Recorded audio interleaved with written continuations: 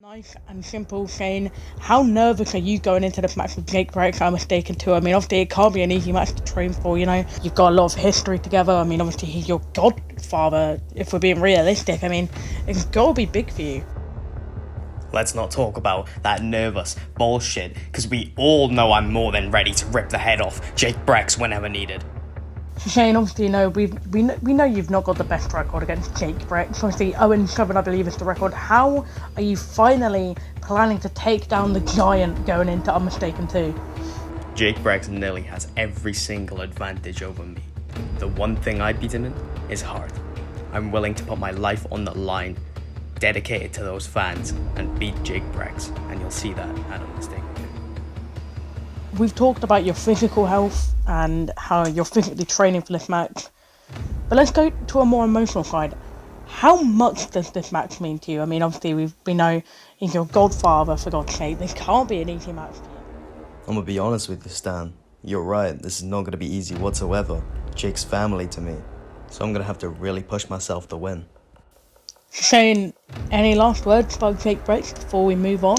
I mean, you seem to have a lot to say about him. Obviously, you've got that deep history. Not much. I just want Jake Briggs to know, but when that bell rings, there will be no holding back, and I'm tearing his head off. Moving on to more recent affairs, do you have anything to say about one of your latest rivals, one of your latest people to add to the Rogues Gallery, Jamie Taylor? I mean, obviously we've seen you two go back and forth quite recently. He's just a little rat who has to blindside me to get some offense off.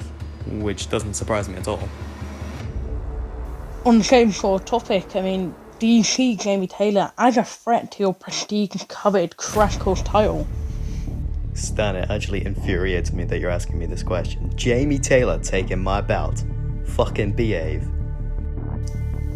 I mean, also to do with Jamie Taylor, we've seen them involve Valor from time to time when it comes to your feud. How do you think this is going to affect your faction's amazing bond and chemistry together? Because obviously you guys are all very close with each other, but do you think this could create a ripple? You know, I do understand where that question comes from, Stan, but you gotta understand, I love every member of Valor so much.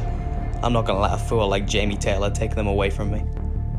And since we're nearly ending this interview, any final words for Jamie Taylor, my chief?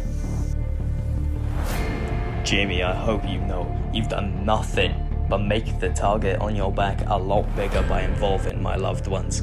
So I hope you're ready for the last bit of spotlight you'll ever get.